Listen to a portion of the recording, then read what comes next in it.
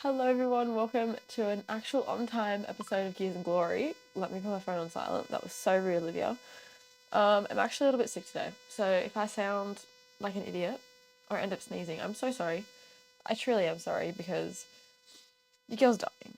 Um, the Chinese Grand Prix. That's obviously the subject of today's episode. If you're watching this on YouTube, you'll notice a scenery change. Say hello to my old mate Danny Rick and a little bit of a little random collection of car things. This is my bed. um, I thought let's go somewhere comfy for today. And I actually kind of like this setup a little bit better. I think this background looks so much better than my lounge room does. But anyway, not the point. The Chinese Grand Prix is the point of this. Um, I want to say I'll do a Miami preview at the end of this. We'll see how we go. We'll see if this gets too long. We'll see if I ramble. We'll see. But I guess the key talking point of the Chinese Grand Prix has to start with China. 5 years since we last raced there. What does that mean? Now, obviously, Shanghai International Circuit is one of the more technical circuits there is. And with that being said, it was a sprint weekend, so we only had one practice session as it was. Now, combine that with the fact that there are 4 drivers that have never driven there before, 3 drivers that have driven there once, 2 if you don't count Lando, because did he really drive there? If you know, you know. And 3 drivers that have only driven there like twice. That's like half the grid. That's either driven there a couple of times or not at all. So I think that was chaos. Chaos it is. I'm reading notes off my phone because for once I didn't put them on a notebook. I wrote them on my phone. And you know what? It actually kind of worked out a lot better. But I guess we'll just get into the sessions. I think talking about the race may take up a little bit of time. I fear I may ramble. So let's start with sprint quali. Fairly tame for the first 2 sessions of it, let's be honest. So in the first session we had obviously the bottom 5 eliminated. So from P16 to P20 we had Gasly, Ocon, Albon, Tsunoda and Sargent. Not great. Obviously a few of those cars were expected to be there, but I feel like Albon and Tsunoda, a little bit, you know. And in the second part of the sprint qualifying session, we had the bottom 5 from that, so like 15 to 11 eliminated. So from P11 to P15, we had Russell, Magnussen, Hulkenberg, Ricciardo, and Stroll. Once again, not too surprising, except maybe Russell. I feel like kind of expect to see him in the top 10, but it was, look, Shanghai. Russell's only raced there once before as well. SQ3. Before I get into the starting grid of like the top 10, let's talk about some of the action. The rain is coming down. That is coming down hard, and it is not looking like it's going to ease up. Personally, if I was a race car driver and I was told I had to go out for my 3rd qualifying session in that, I would have said no. I personally just would have said, no, I'll take P10. That's okay. I would have just said no. On that first outlap, Leclerc, God love that man, spun into the barriers. Gone. Thank God he didn't really hit it that hard, to be honest. Something about these Ferraris this weekend, graceful. A graceful little spin into the barriers and just a little tap. I think if anything he had a bit of front wing damage, but he went into the pits to check it over and he came straight back out basically. So that was fine. Alonso had a pit lane infringement under investigation. That is a tongue twister. Please try say it fast. Oh my God. I don't think anything came of it. I don't recall hearing. I could be wrong, but I don't recall hearing anything. This one might shock you a little bit if you didn't watch this session. Verstappen ran wide and almost off on a fly lap. I'm not going to count it as off because he wasn't like off, you know what I mean? But that was a little bit fun. You don't really see Verstappen mess up all that often. Zhou Guanyu off at turn 6 as well. Turn 6 was a killer in this session. Like, if you didn't watch the session, this is what I mean by turn 6 was a killer. We had Verstappen lap time deleted due to that turn 6 incident where he went off. We had Zhou's lap time deleted because of that turn 6 incident. Verstappen was then absolutely struggling to put in a lap. He was sliding absolutely everywhere. I kind of enjoyed to see that. Not because I don't like Max Verstappen, but just because it was odd to see that man struggle. Hamilton, lap time deleted. Can you guess what turn? Turn 6. Crazy, right? Not expected. Then we had Verstappen off and into the gravel at turn 16. So obviously another lap time will be deleted there. So that leaves a minute 25 left of the session, and Verstappen had no lap time on the board. I don't think anybody was getting concerned really, but I was. I was getting concerned that he wasn't going to put in a time. Obviously he was going to. It's fucking Max Verstappen, but whatever. Norris lap time deleted in turn 16. Can we preface that this lap was going to put him onto sprint pole? Pole position, right? Deleted. In that time, we saw Alonso sit on pole for a provisional pole for a while, and then Hamilton took it, and Hamilton was crowned your pole sitter. Or was he? Moments after that checkered flag was waved and everybody was set in their positions, Lando Norris's lap time was reinstated. Lando Norris was on sprint pole. Personally, I loved that. That was so much fun.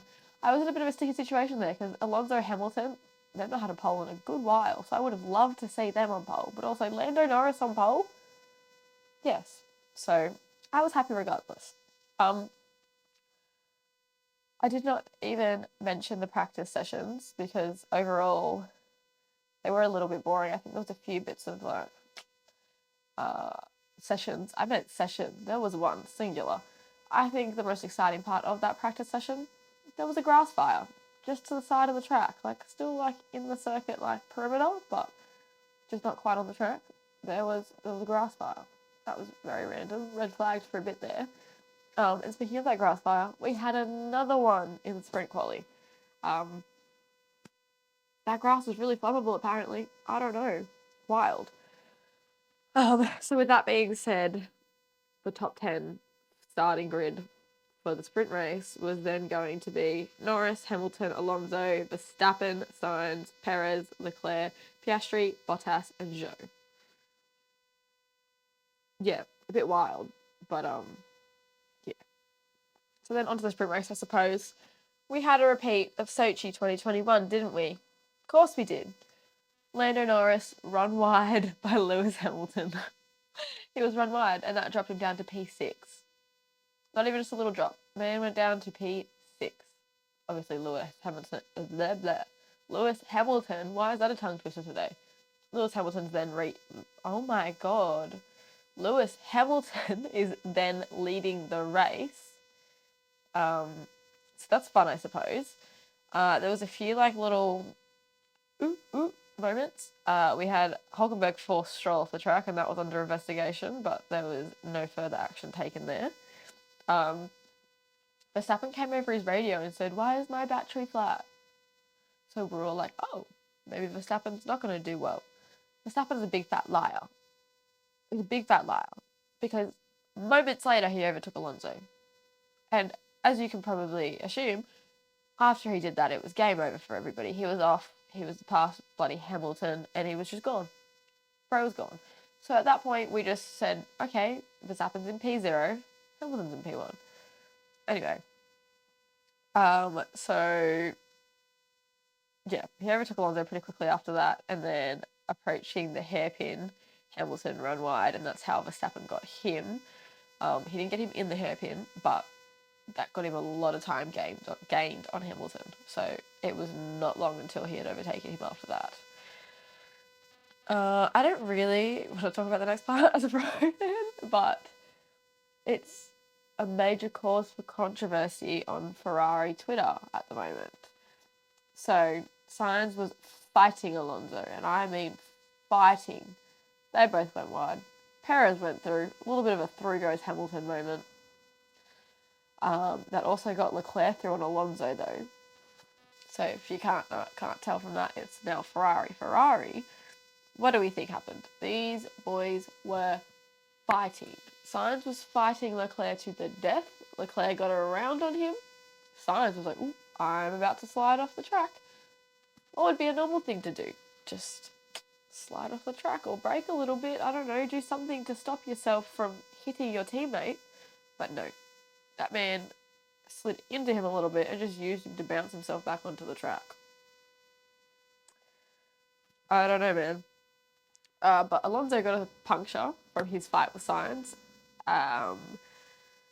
And both the incidents were noted. Alonso was deemed at fault with the Sainz incident. Okay. I mean, I don't really agree, but I'm not a steward. I can't make the decision. And then the Sainz and Leclerc incident, nothing came of that. Nicholas Totten said that they had a big kiss on the mouth and made up, though. So do with that information what you please. Regardless, your top three from that race were Verstappen, Hamilton, and Perez. Are we surprised? Once again, no. Oh, and then we have the actual qualifying. Not too crazy, nothing too crazy. So in Q1, we had Zhou Guanyu, Magnussen, Hamilton, Tsunoda, and Sargent eliminated in that order. That's 15 to 20. Should have said that. I mean, 16 to 20. 15's not yet. Sargent was having understeer issues and running wide constantly. Hulkenberg under investigation for a pit lane infringement. So many of these. Albon kind of impeded Perez and Perez ran wide. Nothing was done of it, so I'm not going to call it an impede, but he was a little bit in his way. Sargent spun. That's your first quali. Q2, from 11 to 15, we have Stroll, Ricciardo, Ocon, Albon, and Gasly. I'm a little bit shocked we had both Alpines there, to be honest, but I'm not mad that Pierre was there. Sainz spun into the barrier and caused a red flag. This is a cause for debate. You know what? Sainz is just a cause for debate all weekend, to be honest with you. Because don't quote me exactly on the wording of this, but there is a rule somewhere that if a driver stops on the track and the session is red flagged, they cannot participate in the rest of the qualifying session, right? But he was stopped. He got back to the garage, fixed his car, and got back on track for Q1. So that was really annoying. Nothing came of that, and I feel like that's so unfair because he literally had time to fix his car because the session was paused, and I don't think that's fair. I think he should have been stuck in P15. But nonetheless, he wasn't. He got through to Q1. Q3. I don't know why I always do that. I always get Q3 and Q1, not mixed up, but I say it the wrong way around. Almost every time without fail. Then onto Q3. Pretty bland. From P1 to P10, you have Verstappen, Perez, Alonso, Norris, Piastri, Leclerc, Sainz, Russell, Hulkenberg, and Bottas. Kind of nice to see Bottas in the top 10. It always gives me a little bit of a smile to see that.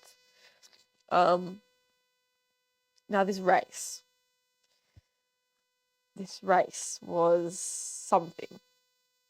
It was definitely something. I'm not going to walk you through the entire race step for step because I think that would be a boring 2 hours to sit here and do. Definitely go give it a watch if you didn't watch it.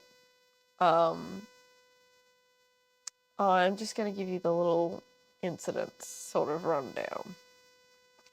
We had Stroll and Hulkenberg noted for forcing a driver off the track. Seen so much of that this weekend. No action. Alonso and Hulkenberg noted for forcing a driver off the track. No action. Albon and Gasly noted for forcing a driver off the track. Can you guess it? No further action. I don't know. Don't even bother. Don't even bring it up if you're not going to do anything about it. I don't know. Now, Gasly had a pit stop after his incident with Albon, and it's a bit unclear what went wrong, but the commentators are saying that they thought it looked like his car slipped off the jack. When that happened, his right rear tyre was not secured to the car properly, and it actually flew off and knocked a mechanic to the ground. It was kind of wild, and I cannot imagine how scary that would be for that mechanic. But that unsafe release was going to be investigated post-race. I've not heard anything come from it, so I'm assuming nothing has. I may have just missed it though, so maybe I'll look into that as well. Bottas randomly retired. They said due to engine issues, but I think it was his power unit. I think he had power unit issues. It started as a virtual safety car, then they realised there was too much debris on the track, so it went to a full safety car. Yeah, this safety car is really the cause of a lot of issues. So during this safety car, Sargent and Hulkenberg were noted for safety car infringements, and Sargent got a 10-second penalty for it. He not started racing necessarily, but tried to race for position ahead of Hulkenberg, who was coming out of the pits, and he did it. He got in front of him past the safety car line, even though he started before that line, started after that line, behind Hulkenberg. There was a better way I could have worded that. Moral of the story, he shouldn't have overtaken Hulkenberg, who was coming out of pit lane. He did. He got a 10-second time penalty. Now, on this restart, all hell broke loose. All hell broke loose, and somebody needs to check on Scotty James, because is he okay? Alonso locked up, and that caused the cars behind him to bunch up. Piastri got it safely stopped behind him. Ricciardo had it safely stopped behind Piastri. Lance Stroll. Good Lord, Lance Stroll. You guys, if you're seeing this on YouTube, I'm pretending you're Daniel Ricciardo right now and I'm Lance Stroll. Instead of looking at Daniel Ricciardo where my camera is set up, God love Lance Stroll decided, I'm going to look at the apex of the corner to my right, and I'm not going to look at the dude in front of me on this safety car restart. So as you can imagine, he went right up the bump of Daniel Ricciardo, and he actually went under the car. And that pushed Daniel, obviously, into Oscar Piastri. He actually said that what did he say? I don't remember. A part of his car that was supposed to be in one piece was in about 4 more pieces than it should have been. The name's going to come to me the second I stop filming this, but right now I cannot think. His diffuser was in 4 more pieces than it should have been. There you go. I knew it would come to me. Sometimes my brain just wants a minute. So that was something. Obviously, that incident was noted. Stroll got a 10-second penalty for it. He didn't agree with it, and in post-race interviews was essentially blaming Daniel for the accident. Poor Daniel had started calming down, and then was told that Stroll was blaming him, and he was very angry. It actually makes me so upset to see poor Daniel so upset and angry, because he's such a happy fella. He's so positive, do you know what I mean? And I don't know. It broke my little heart, to be honest with you. All while this is happening, we also had Tsunoda and Magnussen have a bit of an incident. Magnussen was going in so aggressive on Tsunoda, and he actually spun him. He got a puncture, and Tsunoda was out, had to retire. Yet another safety car. Crazy that. Magnussen also got a 10-second time penalty for that. I think he knew that was well deserved. Let's be so honest. Come along to lap 35. Poor Mr. Daniel Ricciardo was forced to retire that car because of the damage Stroll caused. And Piastri was really struggling with the significant damage that incident had also caused. But he finished the race, thank God.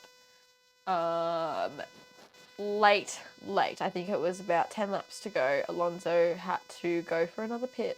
He was in P5, and that dropped him back to, I think, around 12th or 13th. So he had 10 laps to get himself back up. That man charged through that field. He absolutely flew up that field.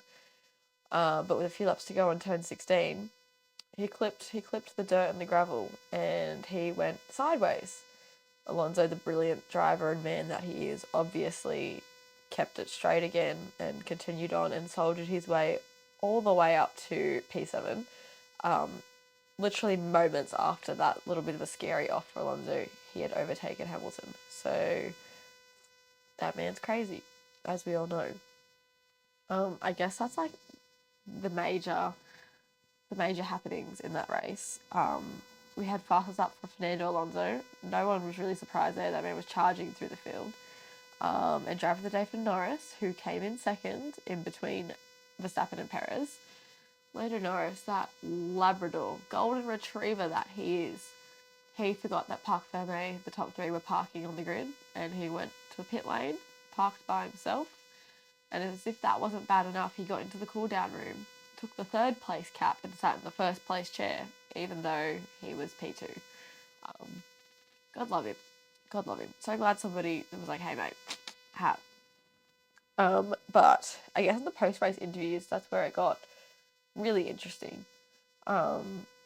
Stroll was very adamant that it was the guy in front of him's fault and that it was just a freak Constantino effect racing incident and that he didn't deserve a 10-second penalty because it was the guy in front's fault. Did not want to say Daniel or Ricardo, just the guy in front. So rude. God love Daniel. Straight up said Stroll. So I love that he wasn't afraid to be like, no, if you're going to try to call me out, I'm calling you out. And Piastri, God love him. He was like, everyone was there, but none of us hit anybody else. So he obviously knew that Stroll deserved that penalty as well. Yeah, but it was actually an interesting race. Although we obviously had a Verstappen win, it was still interesting, and that is what I've missed in Formula One, the interesting races. Now, we're on to Miami next weekend. This weekend. I don't know what day it is. We're on to Miami next, and my main concern going into Miami is I don't want to see Charles Leclerc struggle in Miami like he has recently.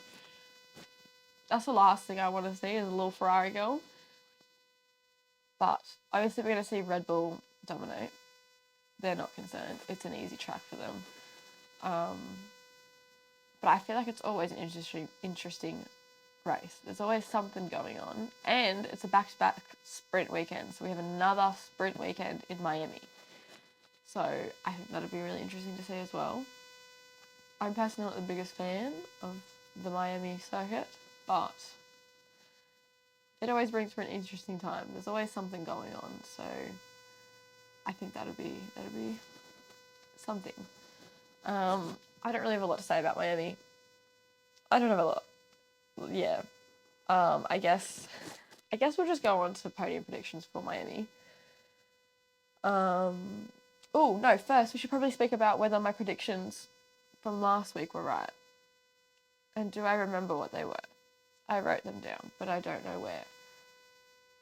Maybe I should go check those. Give me 2 seconds and I'll come back. Okay, so both my predictions were kind of really unrealistic last week. That is insane. My non-realistic prediction was P1 Piastri, P2 Norris, P2 Gasly. Norris was right. Okay. And then my realistic one was Verstappen, Sainz, Leclerc. Only Verstappen was right. So she's gone crazy there. But my unrealistic for this week is P1 Leclerc. Why not? P2 Verstappen and P3 Alonso. Now my realistic is P1 Verstappen, P2 Perez, and P3 Norris. Let's be so real. We'll see, I suppose. This was the first race weekend where a team wasn't 1-2 in the race this year. So that's kind of insane. That's kind of a huge thing, I guess. But yeah, that was the Chinese Grand Prix weekend. Crazy. If you haven't watched at least the sprint race and the race, please do, because it was so good. But I suppose that is it. And with that being said, I will speak to you all after Miami.